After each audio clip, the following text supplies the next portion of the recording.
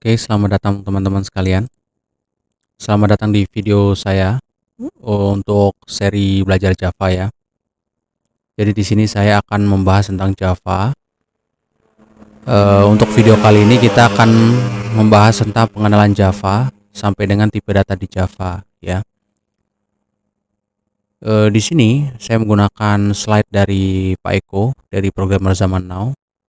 Slide tentang Java dasar. Jadi kalau teman-teman pengen lihat materi secara lengkap atau secara jelas, teman-teman bisa langsung saja ke channelnya Pak Eko ya di Programmer Zaman Now. Jadi di sini saya akan lanjut saja ya. Kita langsung ke pengenalan Java di sini. Jadi apa itu Java? Java itu adalah bahasa pemrograman ya yang dibuat oleh James Gosling saat dia itu bekerja di Sun Microsystem. Java itu dirilis ke publik itu pada tahun 1995. Java ini adalah bahasa pemrograman yang berorientasi pada objek dan mendukung pengelolaan memori secara otomatis. Jadi kalau pada bahasa pemrograman lain ya, di mana mereka masih mengelola memori secara manual seperti bahasa C ya. Nah di Java ini dia punya kemudahan karena dia punya manajemen memori secara otomatis. Jadi kita nggak perlu takut ya. Kita nggak perlu takut misalkan ada kebocoran memori atau apa karena memori secara otomatis dikelola oleh Java melalui garbage collection-nya ya. Jadi kayak gitu. Kemudian untuk saat ini Sun Microsystem itu telah dibeli oleh Oracle ya. Jadi eh, Java itu sekarang dikelola oleh Oracle. Jadi kayak gitu. Kemudian Java ini terkenal dengan slogannya ya, yaitu write once run everywhere. Karena kita hanya cukup membuat satu program Java, dia bisa dijalankan di semua sistem operasi yang sudah terinstall JVM-nya ya di sana. Jadi kayak gitu. Kemudian teknologi Java itu ada 3 macam ya. Ada yang Java Standard Edition atau Java SE, ada Java Enterprise Edition atau Java EE, dan ada Java Micro Edition. Tapi untuk saat ini, untuk Java Micro Edition itu kayaknya udah mulai ditinggalkan ya, karena sekarang kalau teman-teman tahu ya Java Micro Edition itu atau Java ME itu adalah jenis Java yang kita gunakan di kalau misalkan teman-teman suka main game dulu di HP-HP Nokia jadul ya, itu menggunakan teknologi Java Micro Edition atau Java ME. Oke, untuk versi Java di sini ada versi Java untuk saat ini ya, untuk saat video ini dibuat. Versi Java itu mau ke 23 ya, kalau tidak salah. Tapi saya masih pakai Java versi 1 untuk pembelajaran kali ini ya. Untuk latihan kali ini saya pakai Java 21. Kemudian kenapa belajar Java? Karena Java itu stabil ya, stabil dalam artian bahwa dia rankingnya itu nggak pernah turun-turun banget gitu ya. Jadi dia selalu menduduki 5 atau 10 ranking teratas bahasa pemrograman yang paling banyak digunakan di dunia ya. Jadi karena dia sudah mature, komunitasnya luas, jadi teman-teman gak usah takut untuk belajar Java gitu. Karena ya komunitasnya sangat besar. Bahkan kalau kita cek untuk sekarang ya, per September 2024, Java itu menduduki di posisi 3 ya. Java itu menduduki di posisi 3. Eh, di atasnya masih Python dengan C++ ya di sana. Oke, lanjut saja. Kemudian di sini ya, di mana Java banyak digunakan. Jadi Java itu banyak digunakan di backend ya. Backend itu banyak perusahaan-perusahaan besar itu menggunakan Java sebagai aplikasi backendnya ya, seperti Twitter, kalau sekarang X ya, Netflix, kemudian Spotify, Amazon, Alibaba, Blibli, dan lain sebagainya. Kenapa banyak digunakan? Karena kestabilannya ya, kestabilan Java itu makanya dia banyak digunakan. Kemudian ada di bidang big data, teknologi-teknologi big data yang populer seperti Apache Hadoop, Elasticsearch, kemudian Cassandra, Spark, Kafka, dan lain-lain itu menggunakan Java. Kemudian kita juga bisa membuat aplikasi Android menggunakan Java dan Kotlin sekarang ya, kayak gitu. Oke, kemudian apa sih bedanya JRE dengan JDK? Jadi JRE itu adalah Java Runtime Environment. JRE itu eh, ibaratnya adalah suatu program yang digunakan untuk menjalankan program Java yang kita buat, yaitu dijalankan oleh JRE.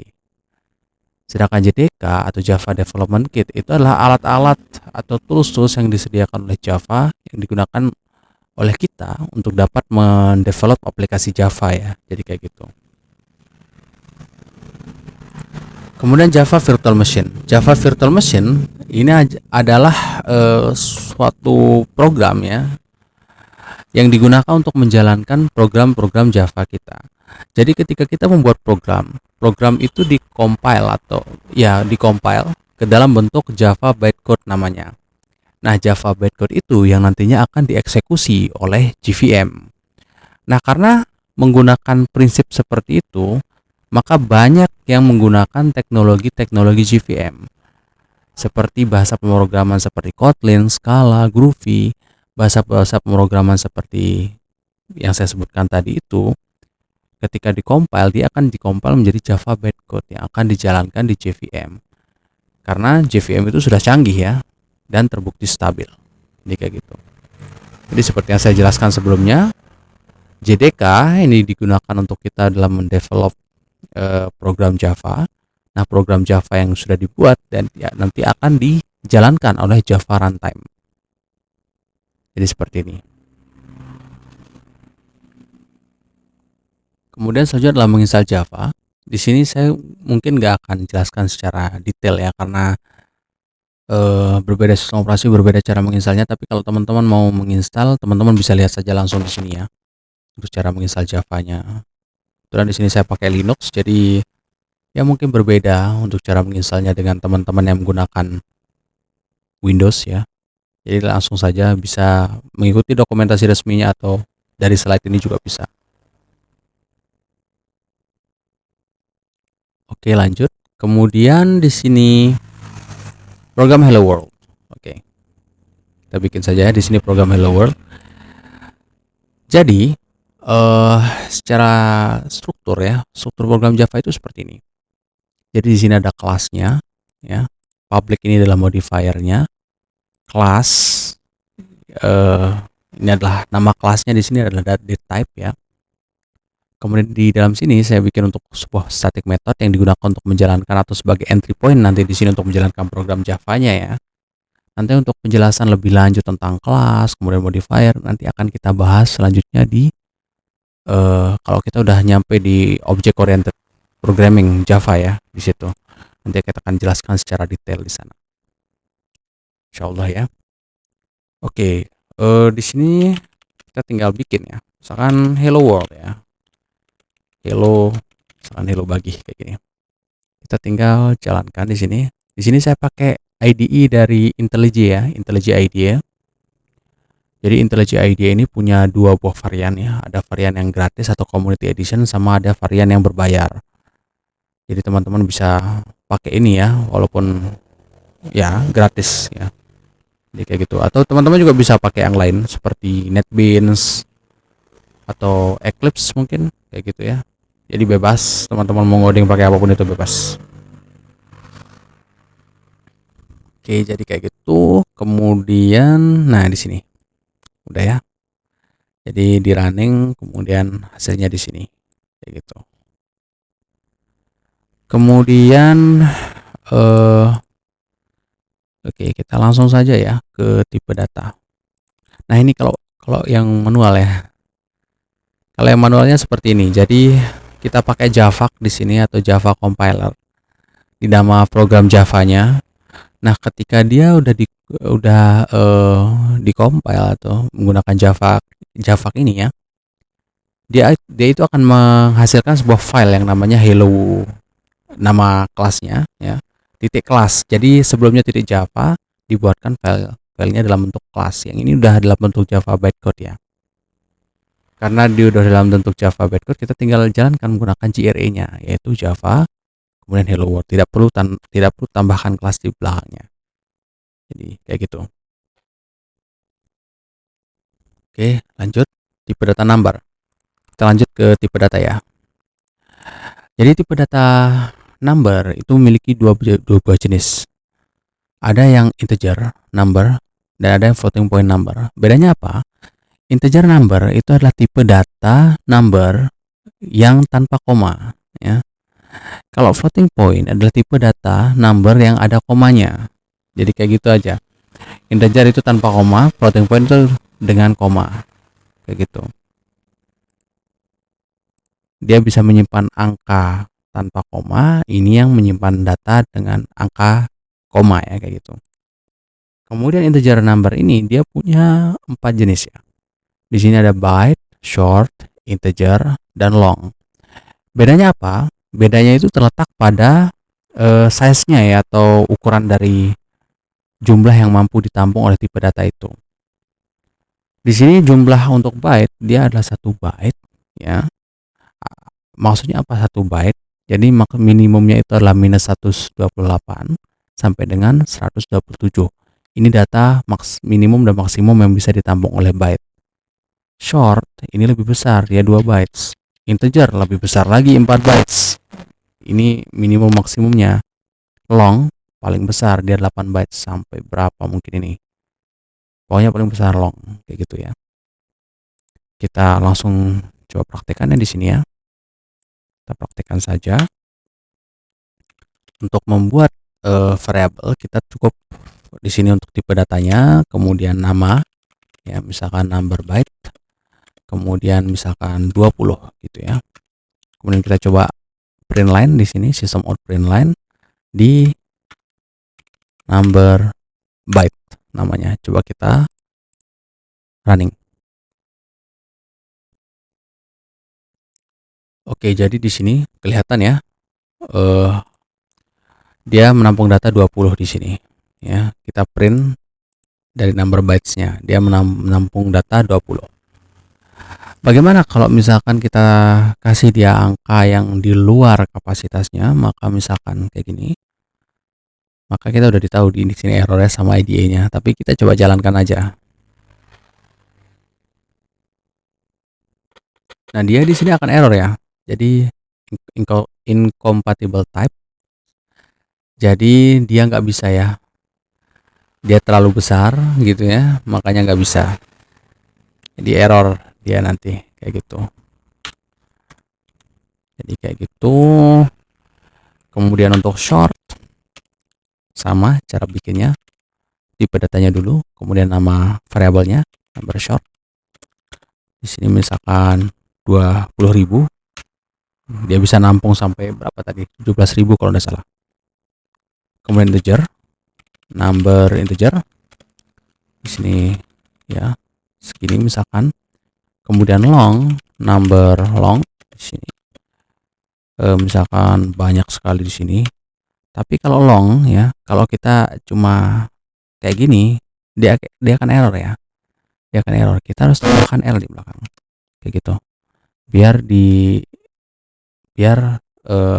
compilernya tahu bahwa ini ada number yang long gitu. Kemudian coba kita print satu-satu.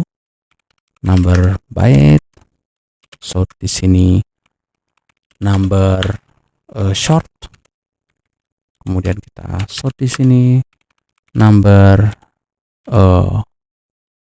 integer. Kita sort lagi di sini number long ya. Oke. Coba kita print.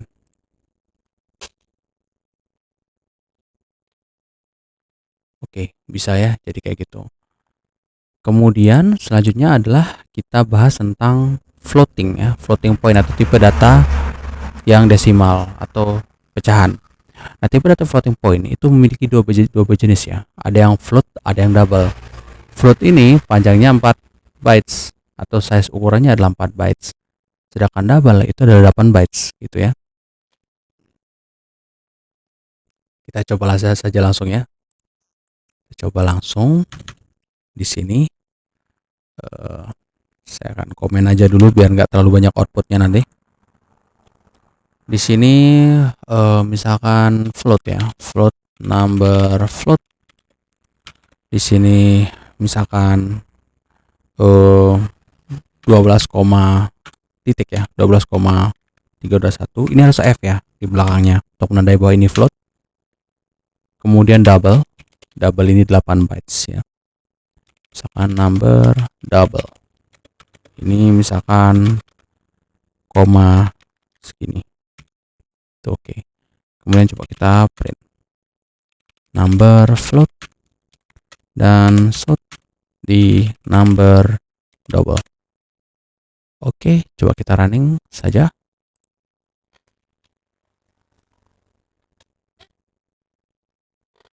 Oke, jadi bisa ya, jadi kayak gitu. Ini untuk tipe data yang floating point atau tipe data desimal. Kemudian kita lanjut ke literal. Oke, literal ini kita bisa ya kita bisa memberikan nilai ya di sebuah tipe data integer dengan angka dari basis yang lain. Misalkan di sini basis heksadesimal dan basis binary. Ini menggunakan notasi literal 0x di belakangnya kalau ini adalah bilangan heksa, 0b untuk bilangan biner atau basis 2 ya. Contohnya kayak gini. Contohnya ya, kita komen aja dulu yang ini. Misalkan di sini number desimal. Desimal ini maksudnya dia adalah basis 10 ya. 210 misalkan. Ini nggak perlu ditambahkan literal ya, karena secara default dia adalah bilangan desimal. Kemudian misalkan number hexa gitu ya. Misalkan di sini literalnya adalah 0x gitu ya, 0x. Kemudian dilanjutkan dengan nomor heksadesimalnya. Nomor heksadesimal kan dari 0 sampai dengan F ya. Jadi misalkan 432 F A E misalkan kayak gitu. Ini bisa. Atau misalkan kita mau pakai bilangan biner bisa. Ya, jadi number bin gitu ya, misalkan gini. 0B pakainya 0B ya kalau biner. Kemudian masukkan saja di sini. Kayak gitu. Kemudian coba kita print ya. Number desimal dulu. Kemudian langsung saja duplikat ya. Itu. Kemudian number hexa dan di sini number binary. Oke, jadi kayak gitu. Coba kita running.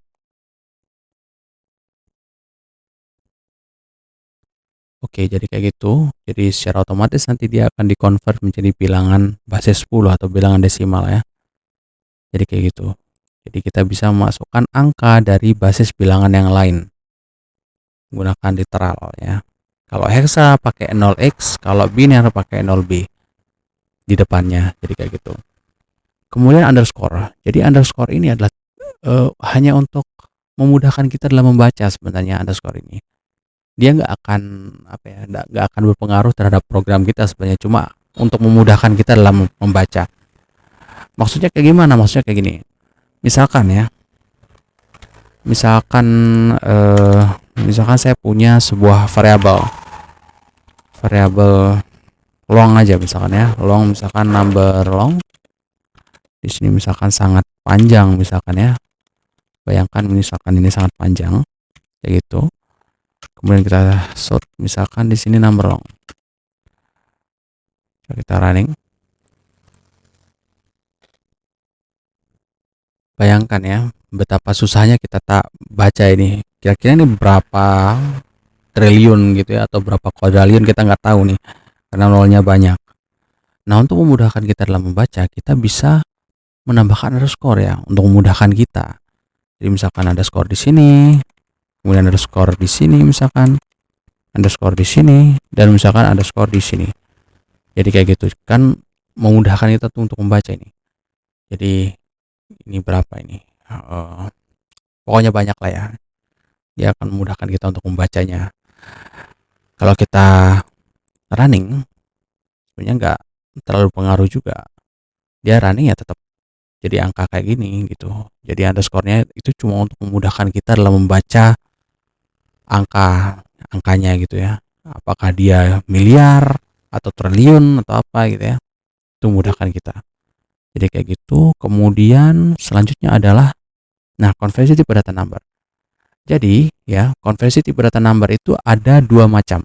Ada yang widening casting dan ada yang narrowing casting. Maksudnya apa?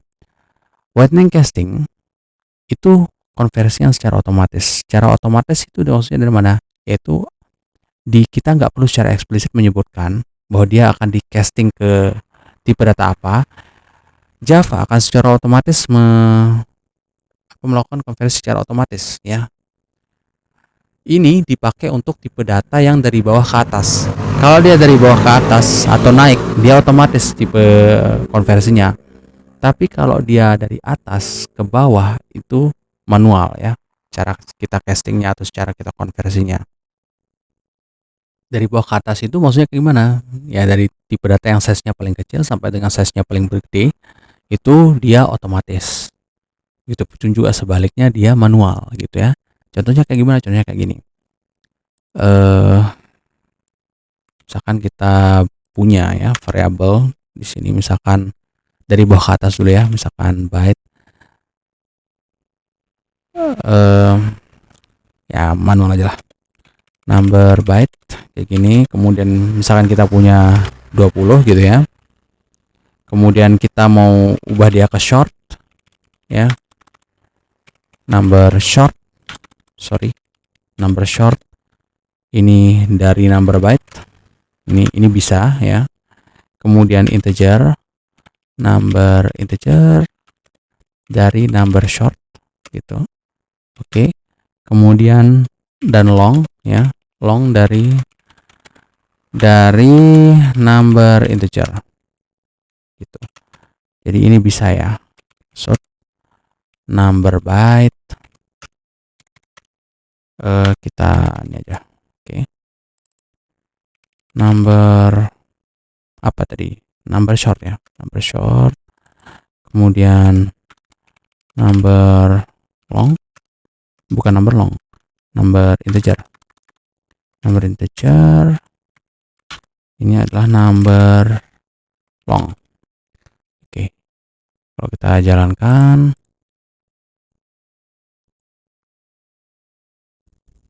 oke, jadi dia akan secara otomatis ya, kalau dia dari bawah ke atas dia akan secara otomatis melakukan casting. Contohnya kayak gimana? Misalkan gini, ini dia akan otomatis ya, ini kan tipenya byte. Ketika dia naik ke short, dia otomatis diubah jadi short ya. Jadi otomatis dia diubah ini ya, yang byte ini diubah jadi short. Yang integer dari short ini diubah menjadi integer. Itu secara otomatis ya kalau dia dari bawah ke atas. Kalau manual kayak gimana? Kalau dia dari atas ke bawah. Misalkan kayak gini. Misalkan kita punya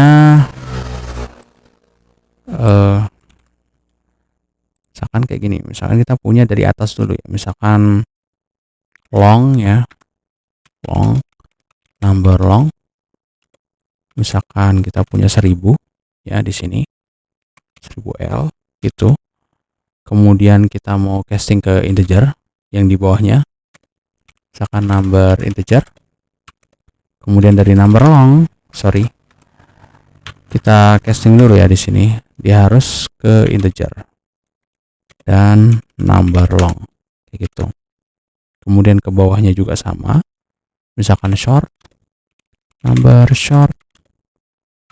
Ini harus kita casting manual di sini, short dari number integer. Kemudian di sini dari byte, oke. Byte misalkan di sini number byte. Kita konversi secara otomatis di sini ya, byte number short. Tapi ini nanti akan aneh ya jadinya ini kalau misalkan dia di luar kapasitas ini, nanti hasilnya bakal aneh. Short. Maka kita harus pastikan sebenarnya kalau kita mau konversi dari data ke atas ke bawah itu, kita harus pastikan bahwa tipe data tujuannya itu apakah dia sanggup menampung jumlahnya itu ya. size-nya apakah masih cukup atau enggak, kayak gitu.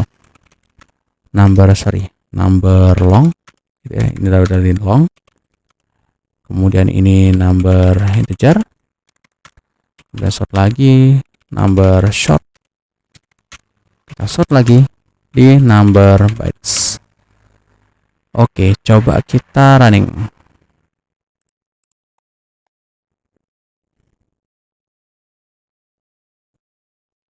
Oke, seperti yang kita lihat ya, 1000 masih nampung, long ya, long 1000, integer 1000, integer masih nampung, short masih nampung, sedangkan bytes tidak nampung kan, dia sampai dengan 127 kan, karena dia tidak nampung, maka dia di di rolling sampai dengan ketemu dia di minus 24.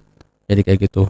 Jadi ketika dia batasnya itu di rolling sampai dia ketemu ini minus 24. Maka itu bahayanya ya kalau kita konversi tipe dari manual casting ya. Kita harus pastikan dulu bahwa tipe data tujuannya ya, atau tempat tujuan kita konversi itu masih bisa menampung angka tersebut. Kalau tidak menampung, nanti dia akan di rolling dan hasilnya akan beda dari apa yang kita inginkan gitu, kayak gitu. Oke. Oke, jadi kayaknya itu aja untuk video pertama saya untuk seri belajar Java kali ini ya. Untuk selanjutnya kita akan membahas tentang tipe data karakter. Untuk selanjutnya ya. Terima kasih. Kita bertemu di video yang selanjutnya ya. Terima kasih.